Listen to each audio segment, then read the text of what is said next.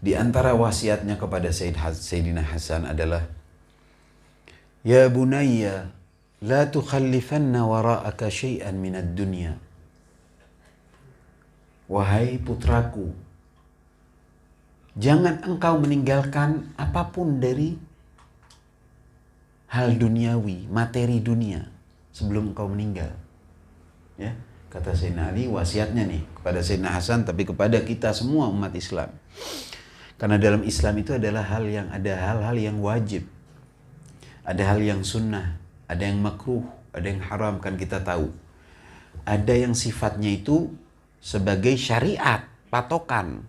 Tapi Islam ini lebih dari itu. Syariat kita setiap hari sholat berapa? 5 kali. Ya kan? Subuh, duhur, asar, maghrib, isya. Tapi bisa sunnah mengerjakan sunnah.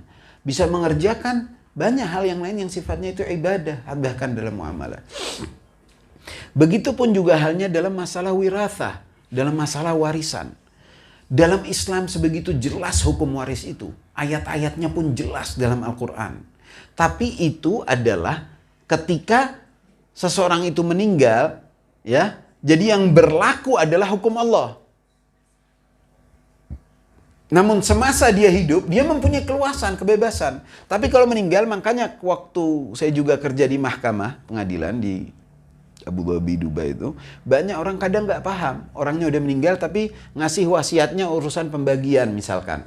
Nggak diterima sama hakim. Itu nanti kalian melakukan terserah. Tapi hakim menentukan apa yang sesuai syariat Islam. Jadi orang kadang salah paham. Mau memberi apa-apa nunggu dia mati dulu terus menulis wasiat. Padahal tidak. Ketika masih hidup. Dan ini wasiatnya Sayyidina Ali. Ini hal yang sifatnya itu ihsan. Yang sifatnya itu lebih agung. Ini ajaran Islam yang lebih akan mempermudah semua. Tapi harus dengan tidak melupakan sifat adil. Yaitu apa? Bagiin dulu saat masih hidup. Jadi katanya apa? Ya bunayya la tukhallifanna wara'aka syai'an minad dunya. Jangan engkau meninggalkan apapun dari materi dunia. Fa innaka, karena kalau engkau meninggal dan engkau akan tinggalkan harta itu, maka hanya 2 pilihan.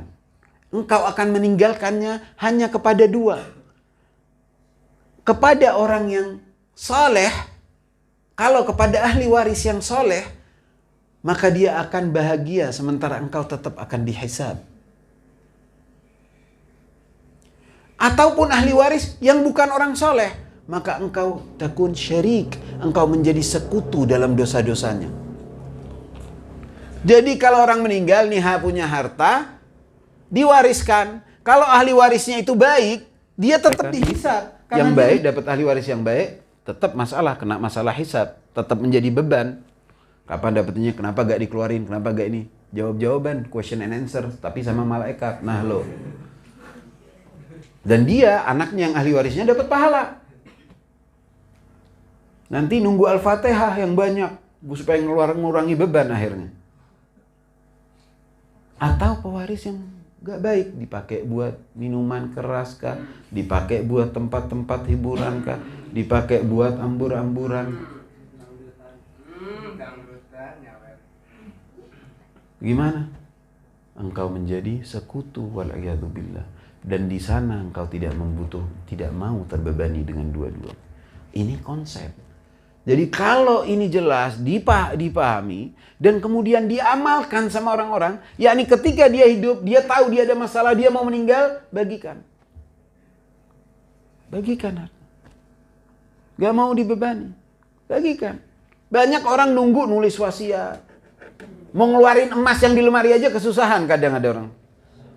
Wasiat gak berlaku, ini nanti dikumpulin, dihitung, diaudit, dibagi, klak, sesuai syariat. Itu kalau Anda meninggal, haknya sudah hak apa? Hak syariat. Allah, ketentuan Allah yang jelas. Itu untuk apa? Untuk ketika menjadi apa? Hak dan hukum-hukum waris. Ketika hidup bukan hukum waris. Hak Anda, milik Anda. Mau ngasih siapa boleh. Mau ngasih pesantren mana, mau wakaf, mau ngasih anak, semuanya kita ini yang punya harta ya. Yang nggak punya bisa bagi-bagi ini. Rumah yang dia miliki, dia bagikan dulu, kasih sekarang itu. Masa hidup adalah pilihanmu, keputusanmu, hak kamu. kamu. Kamu mau ngasih berapa, hak kamu. Yang penting adil. Punya 4 anak dikasih yang 1 doang, kasihan, dia tanggung jawab di hadapan Allah. 4 anak bagi yang benar.